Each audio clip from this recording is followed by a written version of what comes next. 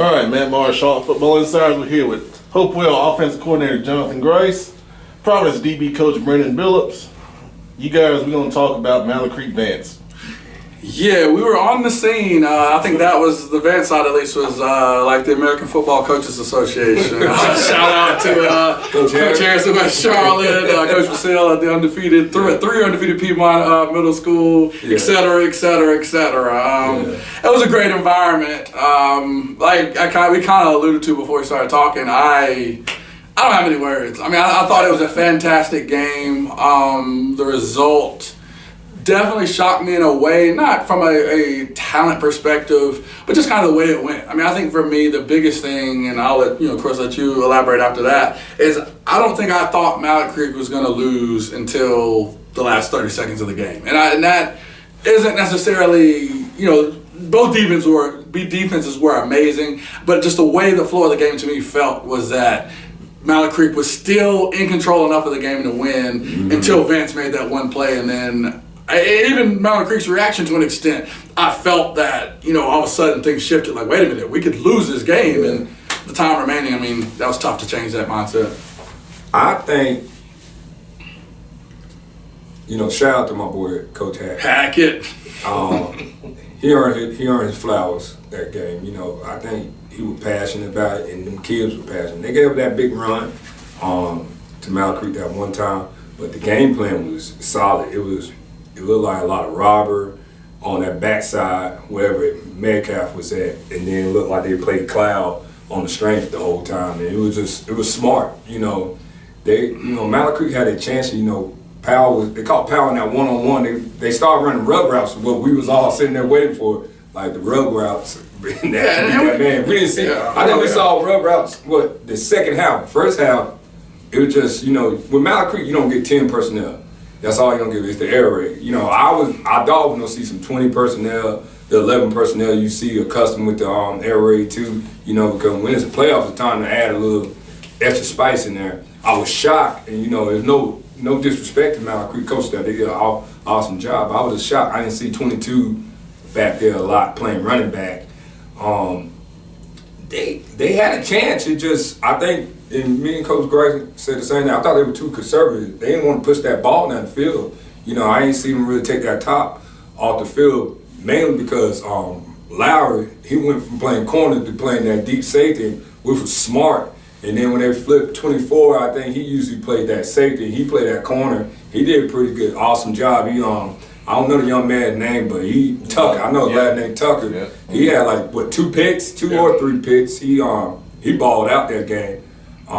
No, and I agree, and I think some of the stuff, and I know coaches get to talking. Some people, I hear some of the terms he says, which I've picked up. But I think some of the bigger things we can point to with that were the adjustments Coach Hackett made. I mean, I think for all the, let's be real, all of the talk coming in was that, and I've even heard it said that Mallard Creek felt that they were the better coaches. Yeah. I can honestly say I heard that from a number of people, whether that was something inside the coaching, whatever or not. My boy had that all the talent. He got all the talent, but he don't got the experience. And I thought, and we saw a lot of people saw them play, some two-man, two-read maybe, and some things during the year that seemed a little more basic, a little different than Coach Aldridge, of course, with his vast experience, and some of the stuff he did. But a big change to me, like, Coach Bills alluded to, being a defensive coach. I mean, first thing I noticed was Sherman. I called Lowry Sherman. It was Sherman playing safety. I mean, I think, you've got a D1 corner that, has played that, played in that position the entire time, and then to see him come out immediately, first play of the game as safety, lets you know that was something that immediately kind of got to my attention. Like, you knew that this guy needed to cover the entire, aspect of the field. I thought, another piece in line with that is that Hackett did a great job of kind of mixing coverages up. I mean, I think, at times you would see some quarters or what may have been two read. I seen quarters to me based on alignment. It was a lot of read concepts and stuff. But again, and that's something that Hackett, hadn't showed as much of, which I thought, kind of flustered, Mallard Creek a little bit in the pass game and led to and attributed to some of the difficulty that they had. I think offensively for Mallard Creek, it looked different. I think that's the one thing I can say from the first meeting to the second. We've talked about that, of course, some of the last 2 weeks. You just didn't see the same. They had no swag.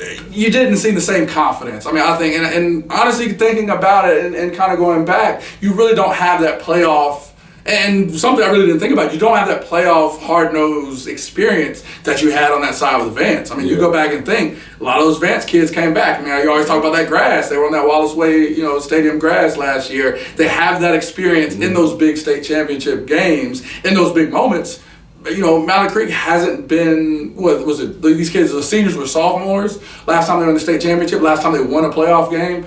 I think that's important when we talk about playoff experience, seeing teams for the second time. Those are some of the things that, maybe, as I was watching the game, that it kind of came to me and realized, like, maybe we saw some inexperience here. Maybe we saw, a situation where guys hadn't been in these key playoff moments, and it reared its head at the worst time. Thought that second pick in the end zone, that to me was the moment where I think I kind of looked at Harris and said, maybe Vance has a shot. And putting everybody in the situation, Mallard Creek was on the 50, up 7-3. This was a situation where they could put away the game. I think it was second quarter. Yeah. And we're in a situation where Mallard Creek was driving, seemed to get the ball from their zone. Third, I'm sorry. Yep, you're absolutely right. So they seemed to kind of get that ball in a position where you're expecting typical Mallard Creek. All right, here's the knockout blow, similar to that first game mentality. Now it's going to be 14-3. Now it's going to be 10-3. And in that ball game, 14-3 would have been 35-3, just with how the game was going and how it was played. So when, kind of an ill-advised throw by Noller leading to that pick, that was kind of that first moment where I was like, okay. And then to proceed right off of that, because the DB ended up taking the ball out and getting tackled on the 3-yard line. But so something that looked like a bad thing, that was a drive. Vance went down 90, I think it was 93 yards, got to the 5. Remember what happened? They forced the fourth down. And they punted. And Mallard Creek did something that they usually don't do. They committed a big time penalty. It was sloppy. They ran to that kick. Well, you had two things. You had the pass interference, and then you had the other, like I said, that 15-yard thing was running. So two big penalties that kept that drive going. And next thing you know, Vance is inside the 10, and ended up kicking the field goal to only make it a one-score game, or to make it 1-point game. And I thought that helped them on that last drive, because it wasn't the expectation or mentality that I need to drive 80 yards when they got the ball on the 20-30-yard line. It was, hey, I just need to get in field goal range, because they had an excellent kicker that had definitely had range for 45 plus yards. So that it was a lot to that game. I think even though the score was little, the questions, the dialogue, the kind of after effect was amazing. Stephon Thompson was incredible. I mean, I don't think there's any way you can understate that. He started playing both ways in the second quarter. You saw no drop off from the bench. And I think that was the thing that I was most shocked about, was more adjustments from the Vance side than the Mallard Creek side. And they just kept the same game plan. We thought they was going to come out halftime. And like I said, these statements are just me being honest. Me being a coach. I thought they was going to run the ball. If the passing game's not working, I'm not an offensive coach, but I'm just thinking, I'm going to start running that ball.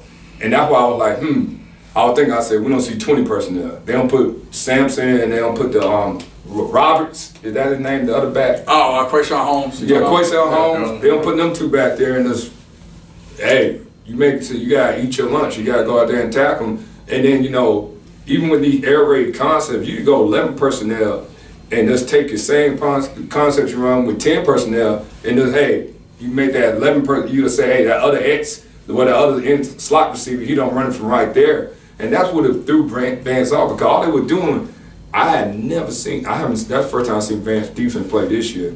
I never seen a defensive end go from defensive tackle.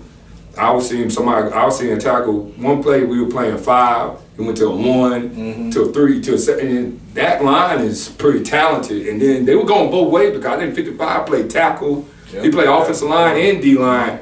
And all subject, I hope he's all right, because he was limping off the field. Seemed to be, and that was another piece. And I mean, I don't mean to cut you off, and that to me alludes, and I guess that'll be some of the stuff maybe we talk about in the future. I mean, that was a brutal game. I mean, you talk about Greer probably got hit 15, 20 times in that game. He was limping all 55, was kind of, had to be helped off the field after the celebration. Yeah, I mean, I think a lot of the stuff you said was amazing. I mean, I think some of those differences between what we expected to see and what we saw were a little, head scratching. But I mean, you got to shout out Vance. I mean, we spent a lot of time talking about what we didn't see by Mallard Creek. Vance came into the game. They understood, even in the game when they saw they were having difficulty moving the football, they stuck to what worked. I mean, whether it was a check down or whether it was an actual, swing during, as they were moving the ball down the field, they were making the plays. And, and I got a soft spot for quarterbacks that are much maligned, but when it comes down to making a big play, they made a fantastic play. Called the timeout and we laughed. We were like, what are they going to do? Swing the play that always works. And you heard me say it. I said swing. But the one change they made, and shout out to the offensive staff there last, Coach Ferb, Snead, all those guys, was it was a swing screen. Yeah. So instead of having receivers out on routes, these receivers actually went down the field to block. And that was key, and they actually all did a fantastic block. And like I said, if it was flag football, I don't know if Thompson would have got tackled. So that was a great job of blocking by those receivers who hadn't had a lot to do all day, but had enough, and we talk about that playoff toughness and that experience to know this is a key moment and I've got to give everything I've got. Made a great block, and Thompson springs on a 4th and 4 from the 32 because being down 1, that was just too far from a field goal, which let you know it was money time. So I was impressed by Vance and how they made enough adjustments to win the game, on both sides of the ball. Even offensively, with the struggles, I mean, they still made the key plays when they got it. And like to just go off what you said, Greer. No matter what nobody said, that boy played. He got pop in the mouth. But he converted on 3rd down so many times in the 4th quarter by making the right play. It was just impressive. And then when he started using his legs to get out of that pocket, son, even on that touchdown drive, he took a big hit on that 3rd down. We thought he fumbled. And he came back 4th down, hit in the seam. That was that seam, that seam route. And then he took some of the biggest hits I've ever seen. It was a tough kid. I mean, that was that was one of the toughest performances I think I've seen recently in high school football. I mean, he countless sacks, countless knockdowns, and the kid kept getting up and answering the bell. And I mean, kudos to him for making the right throw. Like I talked about some of the, maybe some of the quarterback specific things that you zoom in on and saw that he was struggling with. That 4th down play when he needed it. I mean, you saw perfect footwork, perfect control of what he wanted to do. And even though it was a short throw, it was accurate on time and on the money. That was the first minute. But that was when it counted. So, like I said, we both were there. I mean, it was an amazing game. A game I thought that left a lot of talking points, even some that we probably could talk about for hours. But it was a great game that we were glad to see. Yeah. All right. Good Shout out to that Vance fan base, man. I was jealous. Incredible. I was jealous. All right. Thanks, guys.